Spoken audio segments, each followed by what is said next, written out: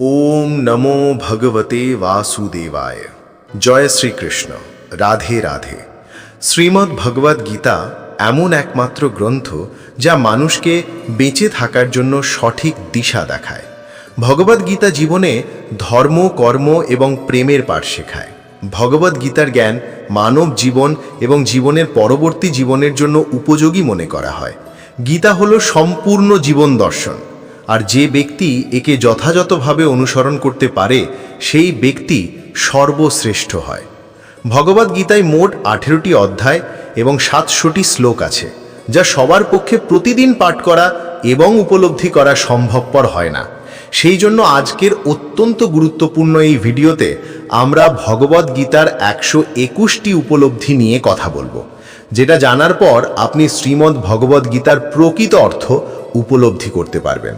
তাই আপনি প্রতিদিন এই ভিডিওটি রাতে ঘুমানোর আগে অথবা সকালে ঘুম থেকে ওঠার পর অবশ্যই একবার হলেও শুনবেন।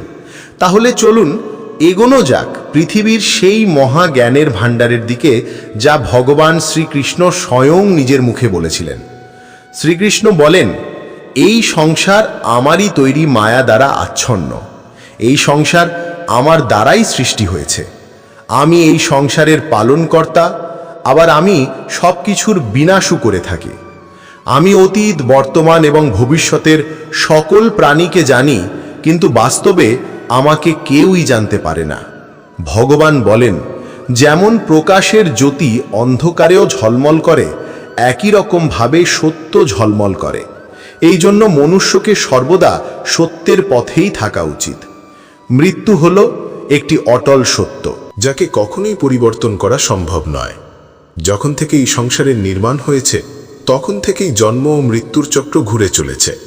যেভাবে মনুষ্য তার পুরাতন বস্ত্র পরিত্যাগ করে নতুন বস্ত্র পরিধান করে, একই রকমভাবে আত্মাও পুরাতন জীর্ণ শরীর পরিত্যাগ করে নতুন শরীর ধারণ করে। এটাই হলো প্রকৃতির নিয়ম।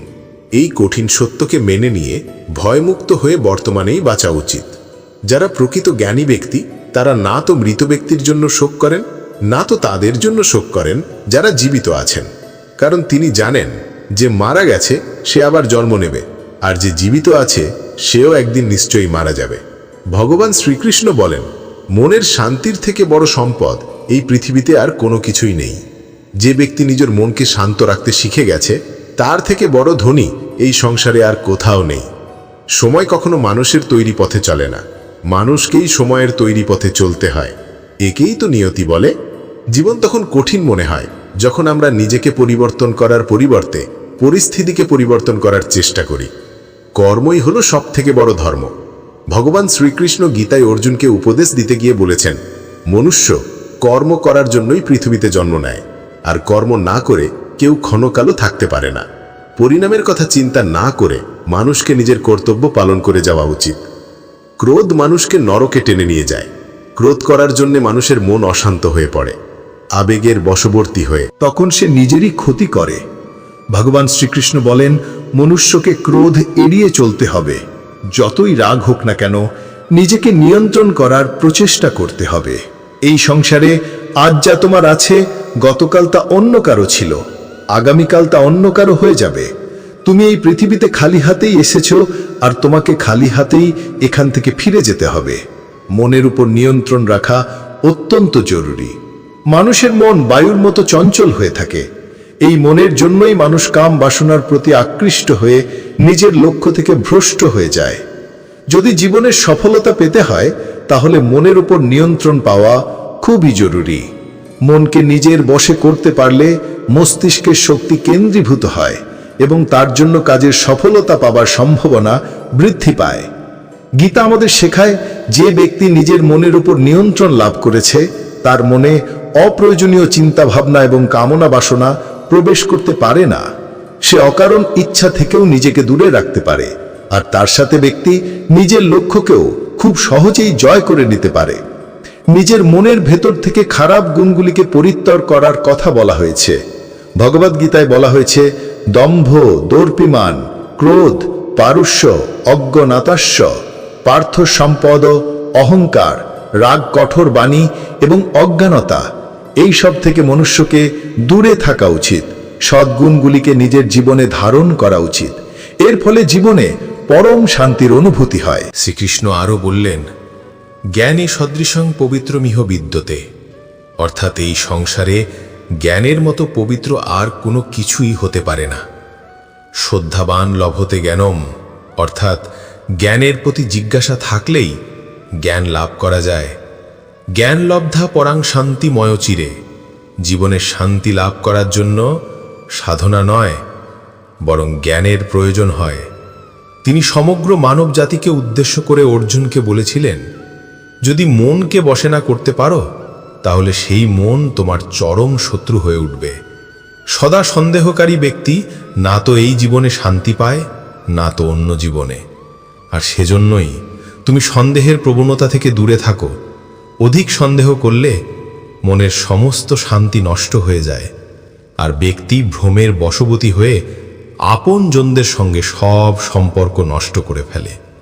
শরীরের সৌন্দর্য মনকে আকর্ষিত করে, কিন্তু স্বভাবের সৌন্দর্য হৃদয়কে আকর্ষণ করে। সেই জন্যই মনুষ্যের স্বভাব সর্বদা নির্মল হওয়া উচিত। কে কি করছে, কেন করছে এবং কিভাবে করছে, এসব থেকে যত দূরে থাকবে ততই তুমি সুখে থাকবে। জীবনে আমরা কতটা ঠিক এবং কতটা ভুল এটা মাত্র দুজনই জানে। একজন হলেন পরমাত্মা এবং দ্বিতীয়জন হলো আমাদের অন্তরাত্মা। ভগবান শ্রীকৃষ্ণ বলেন, যে ব্যক্তির মধ্যে জ্ঞানের অভাব এবং ঈশ্বরে বিশ্বাসের অভাব থাকে, সেই ব্যক্তি জীবনে কখনো আনন্দ এবং সফলতা লাভ করতে পারে না। মানুষের দুঃখের প্রধান কারণই হলো তার মোহ। যে যত বেশি মোহ করবে সে তত বেশি দুঃখ ভোগ করবে। তোমার আফসোস তোমার অতীতকে পরিবর্তন করতে পারবে না, আবার তোমার দুশ্চিন্তা তোমার ভবিষ্যৎকেও পরিবর্তন করতে পারবে না। সেই জন্যই বর্তমানের আনন্দ উপভোগ করাই সবথেকে সুখের। শ্রীকৃষ্ণ আরও বলেন, যে তোমার পাশে থাকে তুমিও তার পাশে সব সময় থেকো, আর যে তোমার সাথে প্রতারণা করে তাকে তুমি ত্যাগ করো। যে স্থানে তোমার কোনো সম্মান নেই সেখানে কখনোই যাওয়া উচিত নয়, কারণ এটা করলে লোক তোমাকে বোকা এবং দুর্বল ভাববে। ক্রোধোদ্ভাবতী সম্মোহম স্মৃতিভ্রংশং বুদ্ধিনাশো বুদ্ধিনাশত্বা প্রণশতি। গীতার এই শ্লোকটি বলে, যে কোনো কাজের সাফল্যের জন্য মনের প্রশান্তির প্রয়োজন হয়। ভগবান শ্রীকৃষ্ণ বলেন, রাগ বুদ্ধিকে ধ্বংস করে ব্যক্তিকে মূর্খ করে তোলে। একজন মূর্খ ব্যক্তি নিজেকে ধ্বংস করে। এমত অবস্থায় যে কোনো কাজের সফলতার জন্য ক্রোধ ত্যাগ করা অতি আবশ্যক। যদি সফল হতে চাও তাহলে ভয়কে জয় করো। অর্জুন যখন কৌরবদের বিরুদ্ধে যুদ্ধ করতে রাজি হলেন না, তখন ভগবান শ্রীকৃষ্ণ তাকে বললেন, হতবাইপয় স্বর্গবেই ভাইক্ষ মহিমা তস্মাৎ উত্তিষ্ঠ কন্তেয় যুদ্ধাকৃত নিশ্চয়। হে অর্জুন, তুমি নির্ভয়ে যুদ্ধ করো। নিহত হলে স্বর্গ পাবে, আর জিতলে পৃথিবী শাসন করবে। তাই যে কোনো কাজে সফলতা পেতে হলে মন থেকে ভয়কে দূর করতে হবে। কর্মফল নিয়ে পরমেশ্বর ভগবান গীতায় বলেছেন, কর্মণ্যেবাধিকারস্তে মা ফলেষু দাচনা। গীতা এই শ্লোকে ফলের আকাঙ্ক্ষা ব্যতীত কর্মের আদি ক্ষেত্রের ওপর জোর দেওয়া হয়েছে। আপনি যদি কোনো কাজে সাফল্য চান তবে কর্মে মনোযোগ দিন, তবেই আপনি বিভ্রান্তি ছাড়া কর্ম করতে সক্ষম হবেন। গীতায় বলা হয়েছে, ফল কামনা করে কর্ম করলে কর্মের দিকে কম আর ফলের দিকেই বেশি মনোযোগ থাকে। যতক্ষণ না তুমি নিজের কাছে হেরে যাচ্ছ, ততক্ষণই পৃথিবীর কেউ তোমাকে হারাতে পারবে না। দুর্বল তুমি নয়, দুর্বল তোমার সময়। আর সময় প্রত্যেকের পরিবর্তন হয়। তুমি শুধু নিজের কর্ম করতে থাকো। যে কখনো জীবনের সংকটে পড়েনি সে কখনো নিজের শক্তি সম্পর্কে জানতে পারে না। যে অন্যের দুঃখকে অনুভব করতে পারে, যার মনে দয়া আছে, যারা মন থেকে শুদ্ধ, সেই পৃথিবীর জন্ম মৃত্যুর চক্র থেকে মুক্ত হয়ে যায়। ভগবদ্গীতার একটি বড় শিক্ষা হলো এই যে, কাউকে কিছু দিয়ে কখনো অহংকার করা উচিত নয়। কে বলতে পারে তুমি তাকে সেটা দিচ্ছ নাকি পূর্বজন্মের ঋণ পরিশোধ করছ? যেসব ব্যক্তিরা অহংকারী হয় তাদের বংশ, বৈভব এবং প্রতিষ্ঠা তিনটেই চলে যায়। যদি বিশ্বাস না হয় তাহলে রাবণ, কৌরব এবং কংসকে দেখো, যারা অতিরিক্ত অহংকারের কারণে নিজেদেরকেই ধ্বংস করেছিল। যদি কাউকে বিশ্বাস করতে হয় তাহলে তার কথায় নয়, তার ব্যবহার দেখো। অতিরিক্ত রাগের সময় কিছুটা চুপ থাকলে এবং ভুলের সময় কিছুটা মাথা নত করলে জীবন আরও সহজ হয়ে ওঠে। ভগবান বলেন, যে ব্যক্তি আমাকে জেনে যায় সেই কষ্টের ভরা পৃথিবীর জন্ম মৃত্যুর চক্র থেকে মুক্তি পেয়ে যায়। যে ব্যক্তি ভগবদ্গীতা পড়ে এবং তাকে অনুসরণ করে তার জীবন থেকে সমস্ত দুষ্কর্মের প্রভাব নষ্ট হয়ে যায়। যা তোমার ভাগ্যে আছে তা দৌড়ে তোমার কাছে আসবে, আর যা তোমার ভাগ্যে নেই তা এসেও আবার চলে যাবে। ঝড় যেমন নদীতে থাকা নৌকোকে পথভ্রষ্ট করে দেয়, সেরকমই বাসনা মানুষের বুদ্ধিকে ভ্রষ্ট করে দেয়। যে মানুষ সুখ দুঃখে মান অপমানে শান্ত থাকতে পারে সেই মানুষ আমার অতি প্রিয়। বুদ্ধিমান ব্যক্তি যখন সম্বন্ধ রাখা বন্ধ করে দেয় তখন বুঝে নেওয়া উচিত যে তার আত্মসম্মানে কোথাও না কোথাও আঘাত লেগেছে। প্রেম সর্বদা ক্ষমা চাইতে পছন্দ করে, কিন্তু অহংকার ক্ষমা চাওয়াতে পছন্দ করে। ভগবান শ্রীকৃষ্ণ বলেন, তোমার নাম নয়, কর্মই তোমার আসল পরিচয়। তার কারণ এক নামের হাজার মানুষ আছে, তাদের নাম এক হলেও কর্ম ভিন্ন হয়, আর সেটাই তাদের আসল পরিচয়। একটা ভালো কথার মধ্যেও লোক তোমার খারাপ কথাটাকেই মনে রাখবে, তাই লোক কি বলছে তাতে মনোযোগ দিও না। যতটা সম্ভব নিশ্চুপ থাকাই শ্রেয়, কারণ মানুষের পাপের জন্ম তার মুখের কথা থেকেই প্রথম শুরু হয়। কারো সাথে ছলনা করা বা ঠকানো হলো একটা ঋণের মতো, যা অন্য কারোর কাছে তোমাকে পরিশোধ করতেই হবে। আজ তুমি একজনকে ঠকাবে, আগামীকাল তার পরিণাম তুমি অন্য কারোর কাছ থেকে অবশ্যই পাবে। যদি তোমার দৃষ্টি সত্যিই ভালো হয় তাহলেই একমাত্র তুমি নিজের দোষ এবং অন্যের গুণগুলি খুঁজে পাবে। যে সময়ের সাথে স্বভাব পরিবর্তন করে তাকে কখনোই বিশ্বাস করা উচিত নয়। জীবনে কখনো নিজেকে অন্যের সাথে তুলনা করো না। তুমি যেমনই হও সেটাই সর্বশ্রেষ্ঠ। প্রত্যেকেই তাদের জীবন বদলানোর জন্য সময় পায়, কিন্তু সময় বদলানোর জন্য দ্বিতীয় জীবন কেউই পায় না। ভগবান বলেন, যা অবশ্যম্ভাবী তা ঘটবে, আর যা হবার নয় তা কখনোই হবে না। এরকম বিচার যার মনে থাকে তাকে দুশ্চিন্তা কখনোই পীড়া দেয় না। ভালো উদ্দেশ্য নিয়ে যে কাজ করা হয় তা কখনোই ব্যর্থ হয় না, আর তার ফলও তুমি একদিন নিশ্চয়ই পাবে। জীবনের সব থেকে বড় ভুল হলো সেটাই যেটা থেকে আমরা কিছু শিখতে পারি না। আজ তুমি যে কাজ করছো তার ফল তুমি ভবিষ্যতে নিশ্চিত পাবে, আর আজ তুমি যা পেয়েছো তা তোমারই দ্বারা করা তোমার অতীতের কর্মের ফল। শ্রীকৃষ্ণ বলেন, যে মানুষ শ্রদ্ধা ভক্তির সঙ্গে আমার উপাসনা করে আমি তাকে সেই সব কিছু দিয়ে থাকি যা তার কাছে নেই, আর তার কাছে যা থাকে আমি তা রক্ষাও করি।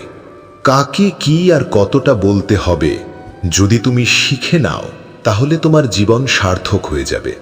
যদি জীবনে কখনো সুযোগ পাও তাহলে স্বার্থ ত্যাগ করে সাহায্য করে দিও, কিন্তু কখনোই স্বার্থপর হয়ে এড়িয়ে যেও না। ধর্ম দ্বারা পরিপূর্ণ হৃদয় সর্বদা ধর্মের পরামর্শ দেয়, আর অধর্ম দ্বারা পরিপূর্ণ হৃদয় সর্বদা অধর্মের পরামর্শ। মানুষ এই জন্য দুঃখী নয় যে সে ঈশ্বরের অস্তিত্বকে বিশ্বাস করে না। মানুষ এই জন্য দুঃখী কারণ সে ঈশ্বরের জ্ঞানকে বিশ্বাস করে না। সময় এলে সব কিছুই পাওয়া যায়, সময়ের আগেই কোনো কিছু পাওয়ার ইচ্ছায় দুঃখের প্রধান কারণ হয়ে দাঁড়ায়। যারা প্রেমকে জঘন্য বলেন তারা মূর্খ। এই জগৎ প্রেম দিয়েই তৈরি হয়েছে। প্রেমই হলো এই জগতের মেরুদণ্ড। মনুষ্য তার বিশ্বাস এবং চিন্তা ভাবনা দ্বারাই তৈরি হয়। যার মনের চিন্তাভাবনা যেমন হয় সেই মানুষ সেরকমই তৈরি হয় এই সংসারে। ভাগ্যের থেকে বেশি এবং সময়ের থেকে আগে না তো কেউ কিছু পেয়েছে আর না কখনো পাবে। মুখ থেকে বেরোনো কথার মধ্যে সংযম থাকা অত্যন্ত জরুরি, কারণ মুখের কথা একজনকে যা আঘাত দিতে পারে সেই আঘাতের ক্ষত কোনোদিন পূরণ করা যায় না। শ্রীকৃষ্ণ বলেন, ধর্মের জন্য লড়াই করতে শেখো, অধর্মের শত্রু হতে শেখো, এবং যারা তোমার আপন তাদের জন্য ত্যাগ করতে শেখো। সত্য সর্বদা জলে ভাসমান তেলের মতো হয়। তুমি যতই মিথ্যার জল ঢালো সত্য সর্বদা উপরেই থাকবে। জীবনের একটি অমূল্য শিক্ষা, খুব আনন্দের সময় কারোর কাছে কোনো প্রতিজ্ঞা করো না, খুব রাগের সময় কাউকে উত্তর দিও না, আবার যখন খুব দুঃখ হবে তখন কোনো সিদ্ধান্ত নিও না। যদি কোনো মনুষ্য সমগ্র জগৎকে জেনে যায়, সমগ্র সংসারকে জেনে যায়, কিন্তু সে নিজেকে না জানতে পারে, তাহলেও সেই মানুষ নির্বোধ থেকে যায়। যদি কেউ তোমাকে প্রত্যাখ্যান করে, তাহলে দুঃখ করো না, কারণ বাস্তবে সে তোমার মূল্য বোঝেনি। যে সম্পর্ক তোমাকে কাঁদিয়ে দেয়, সেই সম্পর্কের থেকে গভীর সম্পর্ক আর কোনো কিছুই হয় না। আর যে সম্পর্ক তোমাকে কাঁদার জন্য ছেড়ে দেয়, তার থেকে দুর্বল আর কোনো সম্পর্ক হয় না। সর্বদা শান্ত থাকতে শেখো, তাহলেই তুমি নিজেকে মজবুত অনুভব করবে। উত্তপ্ত লোহাকে গরম অবস্থায় যে কোনো রূপে পরিবর্তন করা যায়, কিন্তু ঠান্ডা হয়ে গেলে সেই লোহাই অনেক বেশি মজবুত হয়ে যায়। কোনো রকম দুঃখ কষ্টের মধ্যে তোমাকে এই 7টি গুণ বাঁচাবে: তোমার জ্ঞান, তোমার বিনম্রতা, তোমার বুদ্ধি, তোমার ভিতরের সাহস, তোমার ভালো কর্ম, সত্য কথা বলার অভ্যেস এবং ঈশ্বরে বিশ্বাস। যখন কঠিন সময় আসে তখন ব্যক্তি একা হয়ে যায়, কিন্তু এটাও সত্য যে সেই কঠিন সময় ব্যক্তিকে আরো মজবুত করে দেয়। যে তোমাকে সম্মান দেয় তাকেও তুমি সম্মান দাও। কারো সামর্থ্য দেখে তার সামনে মাথা ঝুঁকানো ভীরুতার লক্ষণ। তোমার সামনে যত বড় কঠিন পরিস্থিতি এসে পড়ুক না কেন, একটা কাজ করবে: নিজের সব কিছু ভগবানকে সমর্পণ করে দাও। ভগবানের উপর বিশ্বাসী ছোট্ট শিশুর মতো করো, যাকে হাওয়াতে ছুঁড়ে দিলেও সে হাসতে থাকে। সে ভয় পায় না, কারণ সে জানে যে তুমি তাকে নিচে ফেলে দেবে না। ভগবান শ্রীকৃষ্ণ বলেন, তুমি মন ছোট করো না। যদি আপনজন তোমার থেকে মুখ ফিরিয়েও নেয়, আমি তোমার সাথে সবসময় থাকব। কারো সামনে এতটাও ঝোঁকা উচিত নয় যে সে তোমাকে নিচু শ্রেণীর লোক ভাবতে শুরু করে। মনুষ্য সর্বদা তার ভাগ্যকে দোষারোপ করে, এটা জেনেও যে ভাগ্যের থেকেও বড় হলো তার কর্ম, যেটা তার নিজের হাতেই রয়েছে। একজন জ্ঞানী ব্যক্তি হলো সেই যে অন্যকে দেখে এবং তার থেকে শিক্ষা লাভ করে, কিন্তু তাকে কখনো ঈর্ষা করে না। এই পৃথিবীতে কেউ কারোর আপন হয় না। মৃতদেহকে শ্মশানে নিয়ে যাওয়ার পর আপনজন জিজ্ঞাসা করে, আর কতক্ষণ লাগবে? জীবনে দুঃখ পাওয়াও জরুরি, না হলে সুখের গুরুত্ব অনুভব করা যায় না। এই পৃথিবীতে একমাত্র মাতা এবং পিতাই হলেন দুজন ব্যক্তি যারা সর্বদা চান যেন তার সন্তান তাদের থেকে উন্নতি করে। সময়, বন্ধু এবং সম্পর্ক হলো এই 3 জিনিস যা আমরা বিনামূল্যে পাই, কিন্তু এদের মূল্য আমরা তখন বুঝতে পারি যখন কোনো একটি আমাদের জীবন থেকে হারিয়ে যায়। জীবনে কিছু দুঃখ আমাদের এমনও থাকে যা আমাদের বাঁচতে দেয় না, আবার জীবনে কিছু কিছু কর্তব্য এমন থাকে যা আমাদের মরতেও দেয় না। তুমি যত ইচ্ছা ভালো কাজ করে নাও, তোমার প্রশংসা একমাত্র শ্মশানেই হবে। যদি তুমি কোনো ব্যক্তিকে একবার ক্ষমা করে দাও তাহলে তুমি জ্ঞানী, যদি দ্বিতীয়বার ক্ষমা করে দাও তাহলে তুমি নরম মনের মানুষ, কিন্তু যদি তুমি সেই ব্যক্তিকে তৃতীয়বারও ক্ষমা করে দাও তাহলে তুমি এই দুনিয়ার সব থেকে বড় মূর্খ। এই জীবনের সব থেকে দামি জিনিস হলো বুদ্ধি বিপর্যয় ঘটে এবং কর্তব্যে অনীহা আসে, তখন বুঝবে তমগুণ প্রাধান্য পেয়েছে। সত্যগুণ প্রাপ্ত অবস্থায় যদি জীব দেহত্যাগ করে তবে সে স্বর্গলোক প্রাপ্ত হয়। যদি রজগুণ থাকা অবস্থায় দেহত্যাগ করে তবে পরজন্মে কর্মী হয়ে মনুষ্য যোনিতে জন্মগ্রহণ করে। আর যদি তমগুণ অবস্থায় দেহত্যাগ করে তবে বোকা, পাগল অথবা অবিবেকী হয়ে এই জাতীয় বিভিন্ন যোনিতে জন্মগ্রহণ করে।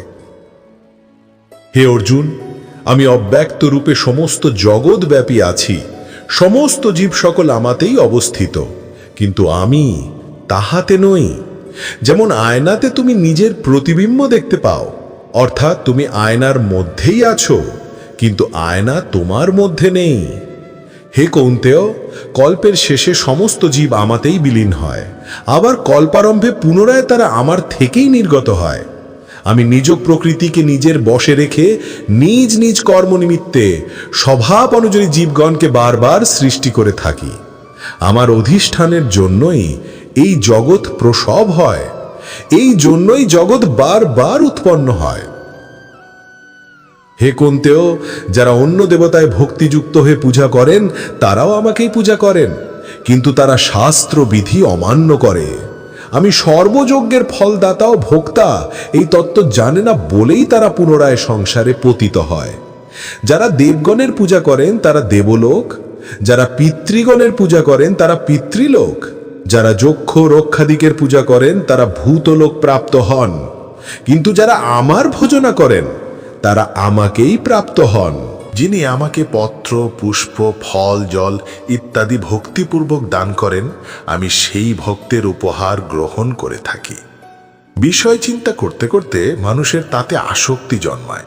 আসক্তি থেকে কামনা, কামনা থেকে ক্রোধ, ক্রোধ থেকে মোহ, মোহ থেকে স্মৃতিভংশ, স্মৃতিভংশ থেকে বুদ্ধিনাশ, আর বুদ্ধিনাশ হলেই বিনাশ ঘটে। কিন্তু যার ইন্দ্রিয় প্রসন্ন, চিত্ত এবং বুদ্ধি ঈশ্বরে স্থিত, তিনি অমৃত লাভ করেন। আর যিনি অযুক্ত, যার চিত্ত ঈশ্বরে সমাহিত নয়, তার আত্মা বিষয়ক বুদ্ধিও হয় না। যার আত্মা বিষয়ক বুদ্ধি চিন্তা নেই, তার শান্তিও নেই। আর যার শান্তি নেই, তার সুখ কোথায়? আমাদের মন সকল ইন্দ্রিয়কে পরিচালনা করে। যখন ইন্দ্রিয় সকল মনের অধীন এবং প্রজ্ঞাবান, যার ইন্দ্রিয় সকল বিষয় থেকে নিবৃত হয়েছে, তার প্রজ্ঞা প্রতিষ্ঠিত হয়েছে বলে জানবে। যেমন নদীর জল সমুদ্রে প্রবেশ করে বিলীন হয়ে যায়, তেমনি আত্মাবান ব্যক্তিতে বিষয় সকল প্রবেশ করলেও তাতে চিত্ত বিক্ষিপ্ত না হয়ে স্থির থাকে। এরূপ স্থির আত্মাবান ব্যক্তি শান্তি লাভ করে। কিন্তু যিনি ভোগ কামনা করেন, তিনি শান্তি পান না। যে ব্যক্তি সমস্ত কামনা ত্যাগ করে নিষ্প্রিয় হয়ে বিচরণ করেন, যিনি মমতা শূন্য এবং অহংকার শূন্য, তিনি শান্তি প্রাপ্ত হন। হে পার্থ, এই স্থিতিপ্রজ্ঞ অবস্থাই হল ব্রাহ্মী স্থিতি। এই অবস্থা প্রাপ্ত হলেই জীবের আর মোহ থাকে না। মৃত্যুকালেও এই অবস্থা বিদ্যমান থাকায় তিনি ব্রহ্মে লীন হন, অর্থাৎ তিনি মোক্ষ লাভ করেন। তৃতীয় অধ্যায়ের অর্জুনের প্রশ্নের উত্তরে শ্রী ভগবান কর্মযোগের অবতারণা করেছেন। এখানেও নিষ্কাম কর্মের উপায় রূপে প্রথমে আত্মাতে সন্তুষ্ট আত্মারাম জ্ঞানীর ভাবানুযায়ী ফলাশক্তি বর্জন করে কর্ম করার উপদেশ দিলেন। তারপর অহংকার বর্জিত নির্লিপ্ত বুদ্ধিতে কর্ম করার উপদেশ দিলেন। তিনি বলছেন, সর্বাণি কর্মাণি সন্ধার্তাজ্যতোষাহা, অর্থাৎ বিবেক বুদ্ধি দ্বারা আমাদের সমস্ত কর্ম সমর্পণ করো। এখানেও শ্রী ভগবান কর্মযোগের সহজ পন্থা স্পষ্ট করে নির্দেশ করে দিচ্ছেন। ঈশ্বরের সমস্ত কর্ম সমর্পণ করতে হবে আমাদের, তাহলে সেই কর্মের ফল আর আমাদের উপর বর্তাবে না।